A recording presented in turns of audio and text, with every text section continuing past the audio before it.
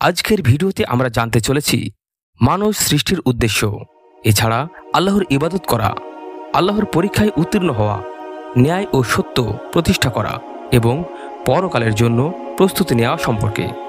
আসসালামু আলাইকুম ওয়া রাহমাতুল্লাহি ওয়া বারাকাতুহু।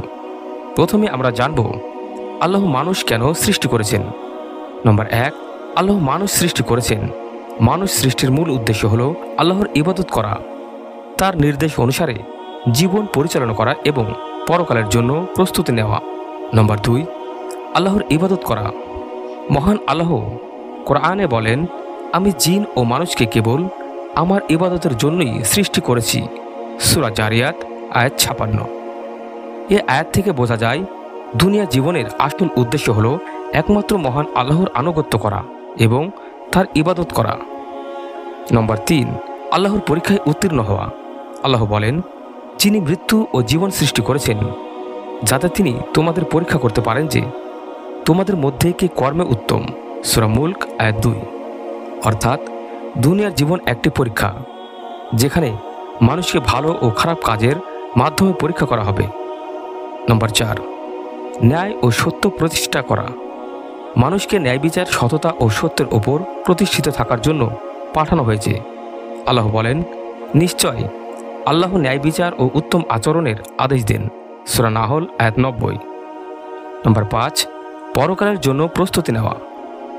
দুনিয়ার জীবন অস্থায়ী, প্রকৃত জীবনের সূচনা হবে আখিরাতে। তাই আমাদের উচিত দুনিয়াকে আখিরাতের জন্য প্রস্তুতির জায়গা হিসেবে দেখা। পবিত্র কোরআনে বর্ণিত হয়েছে, তোমরা জেনে রাখো যে দুনিয়ার জীবন ক্রীড়া, কৌতুক, শোভা, সৌন্দর্য, তোমাদের পারস্পরিক গর্ব, অহংকার এবং ধনসম্পদ ও সন্তান সন্ততিতে আধিক্যের প্রতিযোগিতা মাত্র। এর উপমা হল বৃষ্টির মতো, যার উৎপন্ন ফসল কৃষকদের আনন্দ দেয়, তারপর তা শুকিয়ে যায়।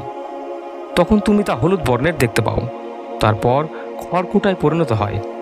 আর আখিরাতে আছে কঠিন আযাব এবং আল্লাহর পক্ষ থেকে ক্ষমা ও সন্তুষ্টি।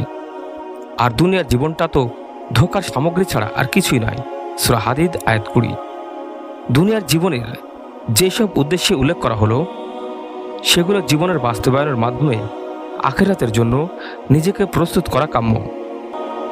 মহান আল্লাহ আমাদের সবাইকে সে তৌফিক দান করুন, আমিন। আশা করি ভিডিওটি যদি ভালো লেগে থাকে চ্যানেলটিকে সাবস্ক্রাইব করে আমাদের পাশে থাকুন পরবর্তী ভিডিও পাওয়ার জন্য। সবাই ভালো থাকবেন এবং সুস্থ থাকবেন। আল্লাহ হাফেজ।